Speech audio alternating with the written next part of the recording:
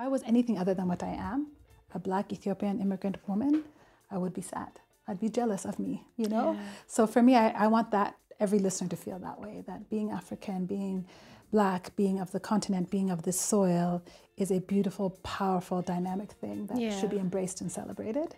And I hope that we contribute that through every story in some way to say there's power and worth and beauty and joy in each of us and what we bring.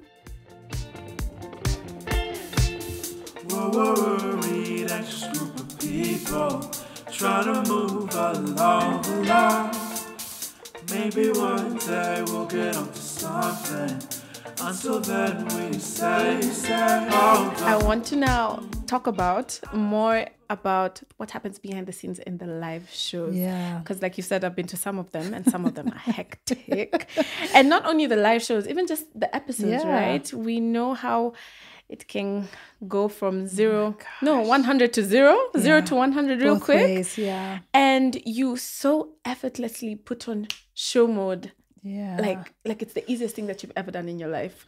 We can be at a war behind the scenes, but as soon as a guest walks up, you're just like, hello, hi, how are you? Oh, welcome. Da, da, da. So how do you do that? Like, what techniques do you use? You have to spill the beans. No gatekeeping today. We are not gatekeeping today. I don't know. There's definitely no gatekeeping, but let me tell you, the flip side is that my kids tell me that's very scary. They find it very disorienting that, like, because I'll do it when we have guests also, you know, like people are, I'm like, get the bathroom, get the drinks, the flowers, who did this? Someone walks in the door, I'm like, Karibu-san. You know, so my kids are always like, you're so scary. How can you go from this to this, like hurricane to like, you know, flower? But I don't know, Njoki, I will say I consume a lot of media also. So I love watching and listening to other people who do this and just learning their tricks and seeing how they do it. And I think I'm getting a little bit better of trying to figure out what works for me. Because sometimes it can feel like, oh, I'm being so fake because somebody walks in and I'm like, hello, after we've just like, you know, someone has not come or power is out or whatever. But I don't know. I do believe in like trying to learn your craft, do it well. I do try and like research and be prepared, which helps. And that's where, you know, the team again comes in, because if you feel prepared for the actual content, that at least I can control. Now, if the power goes out, we did have an episode, I think it went out during the episode, where you're like, what can you do? And you just hope and pray it'll come back. You know, I can control. I do the best there.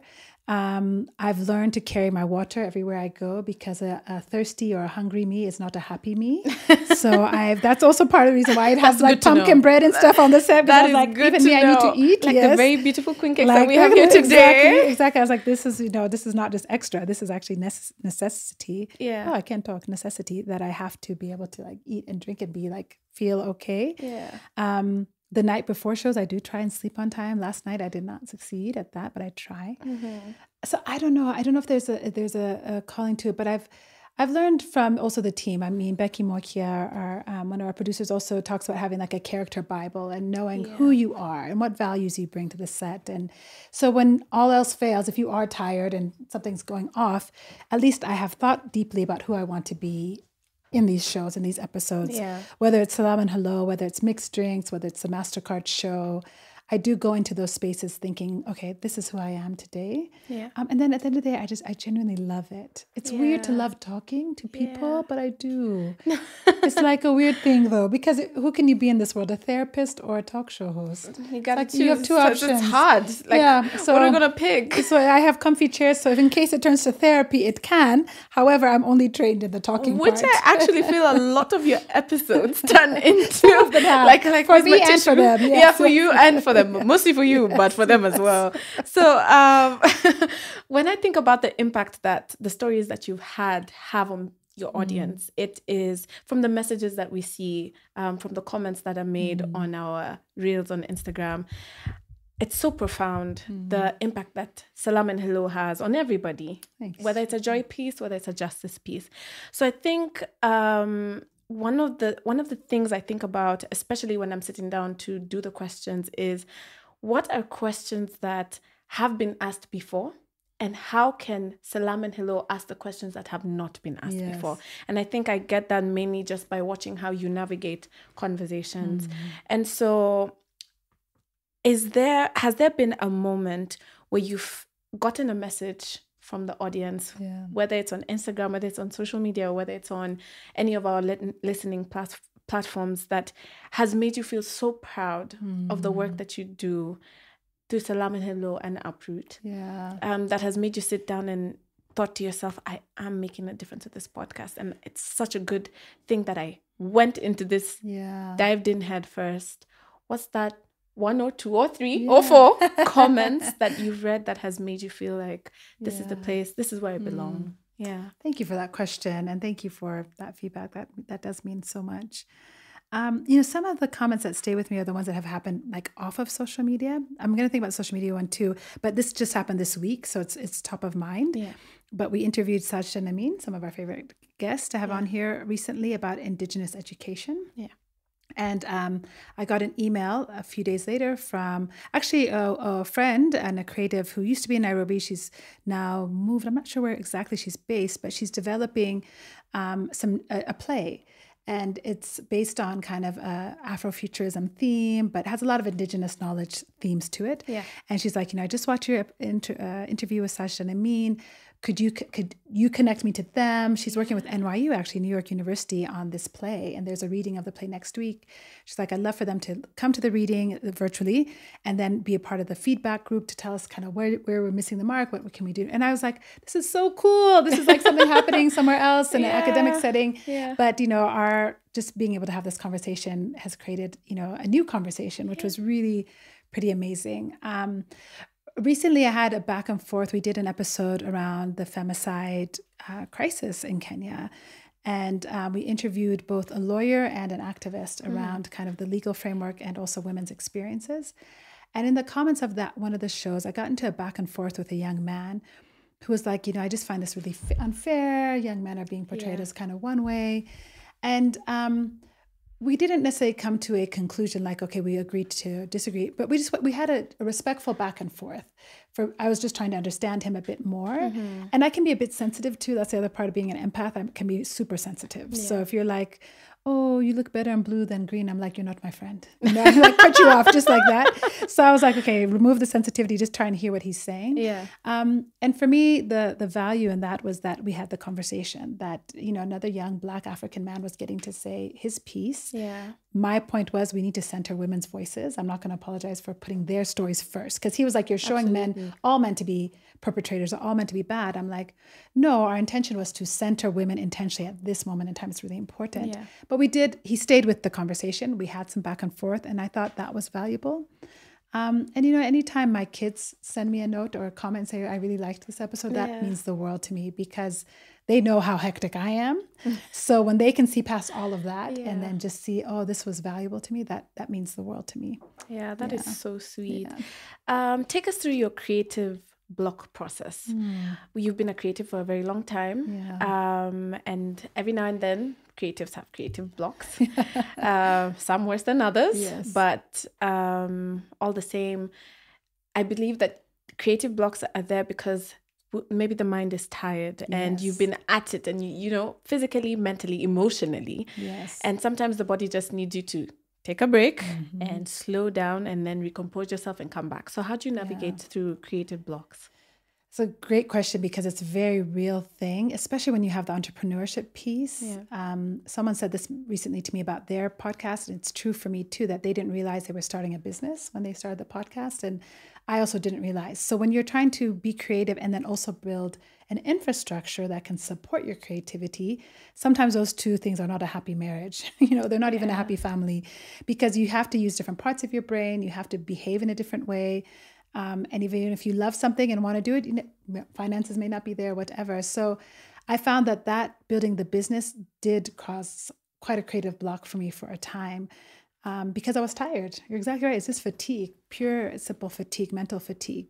My husband always tells me, he's like, oh, this is what's going to keep you young, though. You don't need to do, what is it, Sudoku? Sudoku, He's like, you don't worry about Sudoku. You're building a business. Sudoku. Well, his point is like, you're learning something new constantly. Your brain is constantly being challenged. He's like, so don't, just keep doing that. I'm like, but it's killing me. Softly. Not even softly. Hardly. With a machete. Actually, a panga. I mean, it's rough out there on those entrepreneurship streets. think you're so funny. You're so real. I laugh to keep from crying, But, two things that really fuel me. One is other creatives. Yeah. So anyone in my friend groups knows I'm the one who's like, let's go to this play. Let's go to this show. Let's go listen to this music. Let's go dancing. I'm like, being around other creative energy fuels me all the time. Some people, it's like a quiet walk or like silence, meditation. Me, I'm like noise. Put me in a noisy place and my juices will start bubbling. And then the other thing really is again, our team. There have been so many times where I'm very cognizant that I'm not Kenyan, even though I love this country and I've lived here a while. So there are times where I'm just like, hey guys, does this resonate for Nairobians or for Kenyans? Or what do you think about this? And so just our bouncing off of each other and the creative energy between yourself, Rahmat, Becky, Tamia, that really helps me to bring clarity of either a hard yes or a hard no. Sometimes to get through the block, Or recently we did this whole Case for Hope series. And I don't think we knew really what it would be at the beginning. But what it did was it gave us a framework for some topics, but also it gave us an idea that in the future we want to maybe should do more series. Maybe this makes sense as a creative mechanism also. But really those blocks are really serious. And that's part of the reason why we're going to take a little break now too, is because I feel like I need to go back to reading a bit more and scheduling more time for rest, reflection, creativity. Even like I love to write poetry. I like I'm not good at painting, but I like to do it. I want to learn crochet. I used to crochet and I have dropped it. So I'm like, I feel like I need to do more of those type of things because they also stimulate the brain, Yes, they do. Yes, they do. Yeah. And they also, new skills you're learning, skills you're polishing. Indeed. You never know where they may go. Yeah, maybe Selam and knit. Let it be. You never know. Well, that's another thing we did. We started a textile company. My cousin and I'm calling it Selam at Home right now. I don't know if that name will stick. But that's been a hard but good creative endeavor as well. Yeah. Different part of the brain. But yeah. So we're trying to stay not killing, but living. Living softly. Yes, living softly in this world. Live softly. We only got 5 seconds, girl. This world. I'm so bad with lyrics. You guys know this about me. I'm so bad with lyrics. I'll help you there. So what has been one of the most unexpected what has been one of the most unexpected things you've been taught by a guest? Oh, good one. I also want to hear what you think about that. Ooh la la. Well, I mean, definitely one of the ones was when we did the Gen Z episode. Yeah? Yes. So some people that are in this room right now. They're behind the cameras. Yes, some behind the cameras. We had 4 guests, I think, for that show. Yeah. And it was, we titled it, I loved the title, Gen Z has entered the chat, but it was just like our effort to understand these guys, this generation. And we've been saying we're going to do a part 2 with women because that was all men. Yeah. So we have to make good on that. But that was really surprising. I think their insights into life and the future was really surprising. I was surprised. Like one guest said, when I said, what do you want to be in the future? He was like, I want to be a father. I just didn't expect that. Oh, wow. But another guest was also like, if life works out, sawa. If life doesn't work out, also sawa. Oh, wow. And I was like, really? So like pretty much everything they said was a surprise. Every single thing, I did not expect it. And we talked for a very long time because I think I just continue to be like wowed by like their thought process and very thoughtful also. It wasn't flippant. It wasn't flippant at all. And they taught me a lot. And I really felt for this generation. And actually, we got a listener wrote me an email, like a full email about that episode. Did I tell you guys this? I don't know if I told you this. Just being like, I feel so responsible. I feel like we have failed this generation. Like I listened to their stories and he's like, I'm so moved by their honesty, their transparency, their vulnerability. And he's like, what have we done for them? Have we done anything? Like it was really a moving email. I'll send it to you guys. I'm looking at you, Rick, because you were... Ernest, I think you opted out, but you were on set that day anyways. You heard the conversation. Yeah. I'll send it to you because I was really moved by that and just made me think that maybe we need to do better cross-generationally, like connecting outside of parent to child, but like, just in other places. But yeah. And it's so funny that you mentioned that specific episode because when I joined Selam and Hello, I'd never heard about Selam and Hello before. Yeah. And I remember my first month, I was talking to a friend and I'm like, I started working for a podcast, and she was like, oh, there's this episode of a podcast I want you to listen to. Lo and behold, Really? it was Selam and Hello, and it was the Gen Z episode. That was the episode she wanted me to listen to. So it's so funny that you mentioned so that. Cool. That was my first introduction to like the podcasting world outside of work. Cool. And I was so jazzed. I was like, how did you know to put That's a this sign. up? That's a sign. I think I even wrote it on the group. I was like, guys, my friend just, I think I wrote it to Rahma, our producer. I was just like, my friend just literally, I even took a screenshot. I was like, this moment cannot be. Cool. This is a calling on my part as well. It really was. Yeah, absolutely. But I'm curious for you too. Has there been any episode that for you was like, I watched taught you something special? Yeah, I watched back some of your episodes. I loved your reaction. There's an episode that you did with Julie about sex toys. Oh Lord Jesus. That episode, I was just like, oh no. Even now, the thought alone. I know. I was just like, oh no, hide my ears. Yeah. Hide my ears. But I thought that was a very interesting conversation. Yeah. It's a sort of conversation I was just like, what more? You know, especially now that I've grown, I have my own kids, I live away from my parents, and I'm just like, what are all the secrets that they did not tell us, you know? Exactly. Lily is just like, No, we need to do that. I have thought about having a whole podcast just about what your mama didn't tell you. Yeah. And calling it that. Honestly. Things your mother never told you, because I'm like, there's too much actually. I could contribute 100 because there's a lot they do not tell you. Yeah. So I want to talk more about the community building aspect of Selam and Hello and Uproot, because it was just a transition. Yes. And I know a lot of people followed your Uproot and then saw the transition from Uproot into Selam and Hello, and I did as well. How has it been building that community and creating a sense of belonging amongst your listeners and viewers now that we have YouTube? Follow our YouTube, subscribe. How has it been building that community? How are you able to build such a sense of belonging? Because I feel like reading the comments from every episode that we do, that we post online, and even just hearing the stories that you tell us, because there is someone who recognized you in the airport just recently, right? How does it feel being on the receiving end of all this positivity, all this criticism also? Yeah.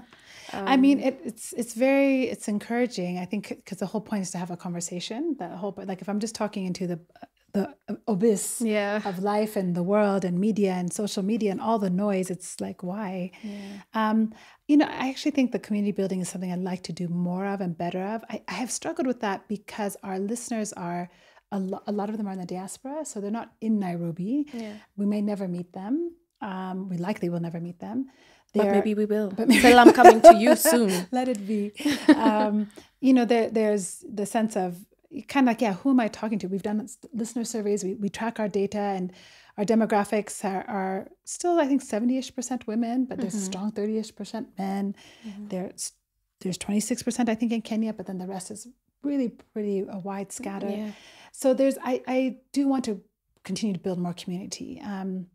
The live shows help us do that because we meet people. Recently at the Africa Media Festival, we were amongst many, many media creatives, which was wonderful, vibrant conversations happening. And then we had a live show there with John Sibio Kumu, which was just beautiful. And he's such a generous, creative soul. And I got to meet a lot of people there who listened to the show. And that was amazing. I'm always like, when people are like, oh, I listen, I'm like, you do? I feel like crying. I'm like, I seriously do blush, guys. Like I turned like a really gorgeous chestnut brown, like I really go there. I mean, it's just a surprise to me. And we have a couple of listeners who are pretty diligent, who will write to me and be like, oh, this episode really resonated with me. It really reminded me of this episode. So just hearing that it makes me very grateful, because we're not always an easy listen, in the sense that you might be pushed when you listen to us. You might be challenged. Your worldview might be challenged. We might ask you to consider a question or a community that you haven't encountered before. There's a lot of justice in there. And justice is one of those words I've even sat with myself, like, does this resonate with people or fall to other people like it does with me? What does it mean to other people? And then we have the joy piece, because I believe Africa is a joyful, beautiful, fantastic place to live where everything is possible. So anyways, I guess all that to say that I'm encouraged by it deeply. I'm grateful. I think we're doing something special and different and unique, and I hope we can keep going. And that really will be our community that helps us do that. Yeah. People have sent us ideas. They've sent us people we should interview. And a lot of those have materialized. And that's been amazing to see. Oh, that is so fantastic, Yeah. Lily. And as you approach your 100th episode of Selam and Hello, what are your deepest hopes and dreams for the future of Selam and Hello? Other than interviewing Trevor Noah. Hi, Trevor. Hi, Trevor. Kosa, we want to speak to you in Kosa or in any other language you choose. We will come to you. Yes, we'll make it happen, my friend. My deepest hopes for Selam and Home is actually I would love for it to be a home for many creative pursuits. I would love to have a Selam and Hello like festival. I would love to have Selam and Hello lives in different African cities. So taking this to Addis Ababa, taking it to Kampala, taking it to Dar es Salaam, taking it to Cairo. I mean, taking it to Washington, D.C., where there's a huge, Kenyan Ethiopian diaspora. Like having those, I would also love to have like travel and cultural experiences. Yeah. Rahma told me this story early on about the tea sellers, correct me if I'm wrong, in Mombasa. And I've been sitting with that story since she told it to me. Like, can we not go and do these? Like, we want to do like short films, like take an episode and build on the story so it becomes a short film. I'd love to have, 3-day kind of cultural festivals where we invite other thinkers and innovators and learners and doers to gather together. I'd love to plan travel trips where people take a Salam journey and we go for 4 days and we, explore Aksum or Lalibela, or we go to, Mount Kenya and whatever, I would love to build on this joy and justice, the service piece. We had really planned a joy gala for December 2023, where we would have featured, invite all of our guests from the show, invite our community, invite the public, and then have a fundraiser for one of the causes that we had represented on the show. Unfortunately, we didn't get enough sponsorship to make that financially feasible, but that's still a dream that I have, that we would have a joy gala and it would be a premier event, like the Met Gala, but better. Yes. Where it has a purpose and it contributes to the communities that we care about. Yeah, and it's gonna happen. Speak it unto the universe, and the universe will do. Yes. We'll receive it, and we will receive. Yes. Yes. I want to touch at the Rahma is just showing me here that time's about to run out. Can you imagine? So let me ask you something as we wrap up. By the way, you see how scary she is. Also, sitting at the back. And she's just like waving she's so the serious. minutes at me. Like she doesn't smile when she does the minutes. She's like, no. I've tried to make her laugh this whole time. I'm even looking at her with my like giggly eyes. Gangster. She's not laughing at all. So circling back to one of the things that you said at the beginning of this conversation. And it's about starting this at 40 and listening to what you've just told us about what you plan for the future of Selam and Hello and all the events and the dreams and aspirations that you have for the event. I mean, for Selam and Hello. Sure.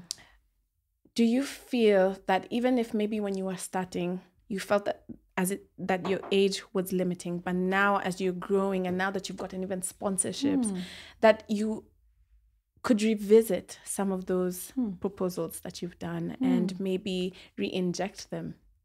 That's a good idea. Many years ago, I think it was 10 years ago. So before I was podcasting, I did an event here in Nairobi called an Ethiopian Experience, which was basically like a mini Selam and Hello. It was a one day. I brought Ethiopian vendors from Addis Ababa. We had an Ethiopian film, we had Ethiopian food, and it was kind of like come experience Ethiopia for a day. It was really beautiful. It did really well. I sold tickets, I got sponsors, blah, blah, blah. It was great. So I think it's in my DNA. I don't know if being older helps or not, but maybe I have the wisdom now to focus a bit more and just say, that makes sense. Let's wait on that. I feel like even as a team, maybe, I hope you've noticed that like even a year ago, I'd have all these ideas and really want to make them work. But now when we're like, let's wait on that, I'm more likely to be like, okay, you're right. Definitely. Yeah, I'm doing a little bit better, right, guys? Yep. I'm like, okay, we can, instead of having 17 people on the panel, let's do one person and that's it. It doesn't have to be live. I don't have an outfit change. So I'm trying to do a better job of listening so that I make better decisions. Because ego gets in the way, life gets in the way, and I think age brings wisdom. So I think I'm grateful for that. And I hope I can honor that as I continue to age. Gracefully. Like as fine wine. as I can. Fine yes. wine. And I must say, in the 1 year that I've known you, you have grown a lot. Like the Lily who I met and the Lily who is sitting in front of me today, two different people. So like the growth. The growth I have seen How it. have I grown? Just tell me one thing, because it's so helpful to hear. Honestly. Let me start by the amount of ideas that you want executed. Let me start by my workload. Whoa! No, it's not the workload. The ideas are brilliant, but like you said, sometimes when you have many ideas, when we put everything in one pot, it doesn't taste the best. Doesn't matter how much seasoning metaphor. you put, right? I get that metaphor. It's clear to me. Yes, because I cook, so that's a very clear metaphor. It doesn't matter how much seasoning you put. If you put too much, too much cardamom will kill the tea. Oh my God. It will kill your chai. Yes. So, completely. 100%. So I think in that regard, you have grown, and even just consulting ideas that you have to see which one, what is possible to do now? What are the lowest hanging fruits, and what can we grow in? What can we do in 6 months that this is that we can build on from this idea that we have today? And in that way, you have grown. Thank so you for that. I must commend you for that and say Thank that we're you. proud of you, even as a team. That is grateful. growth that we've seen, and we're so proud of to be part of it. Thank you. We're here for you. That means a lot. I would not be here without you. Oh, so true. Oh, that is so sweet. And as we wrap up, because Rahma is just waving papers in my like, face. You can stay, but I'm leaving. I know. I have one question for you, and it is: when you reflect on your career now, what do you believe your most significant contribution will be in the future? How do you, and that's question number one. Sorry, question number 1A. 1A, okay. 1A. How do you want, or how do you hope to be remembered by your audience when they sit down and they look back at Selam and Hello in a few years? What would you want us to remember about Lily? Well, for sure, my greatest contribution will be my children, period, because that's 4 of them and there's 1 of me. So if I have done anything well in this life, I love that. It will be seen through my children. I love that. Mini moguls in training. Let it be. You know, you've said a lot of things, and my job is to receive in this thing. So every time you say something, I'm like, yes, Lord, yes. So anything good, they are my greatest contribution. And it's no pressure on them, but I just think if I've invested anywhere, all my best energy and time and it's them. But in terms of work, I think my greatest contribution maybe is bringing the marriage of joy and justice to the fore. I think podcasting is a landscape full of people talking about themselves, which is not a bad thing. It's what people are interested in. People want to know, how do you do your makeup? They want to know, how did you make those cupcakes? They want to know about you. So there's a lot of space for that in podcasting, and a lot of people do that. Yeah. There's a lot of space in podcasting to advocate and say, you need to get on board, and you need to know this, and Africa that, and current events this. I think my greatest achievement or contribution has been trying to marry the both, to say there's so much joy, and justice is joy, and joy is justice. There's joy in justice, as our friend Sajida has said, and that we in the continent need to drive our own stories, present the face that we want to present to the world, be honest, be real, be, present in our lived circumstances. But my goodness, there's nowhere else I'd want to be, live. I would know if I was anything other than what I am, a Black Ethiopian immigrant woman, I would be sad. I'd be jealous of me, So for me, I want that every listener to feel that way, that being African, being Black, being of the continent, being of this soil is a beautiful, powerful, dynamic thing that should be embraced and celebrated. And I hope that we contribute that through every story in some way, to say there's power and worth and beauty and joy in each of us and what we bring. And the 1B was my greatest, how do I want to be remembered? Well, I hope my Kenyan friends will remember me as a good guest in your country, that I have loved Kenya well and I've served Kenya well, I hope, because it's a privilege to have immigrated to my second country now and be an immigrant again and to be received here. So I hope Kenyan creatives, it really matters to me what they feel. They don't feel like I'm appropriating their culture or taking up space that's not mine to take. So I would hope deeply that there's that sense. And I hope I really believe in people don't remember what you do, but they remember how you made them feel. So I hope people will have felt loved. I mean, it sounds a bit cliche, but I think it goes to your earlier question around, when people are here for conversations and how we navigate it and the space we create, that at the end of the day, that intention is truly out of love, a love for our people, a love for our culture, a love for this place.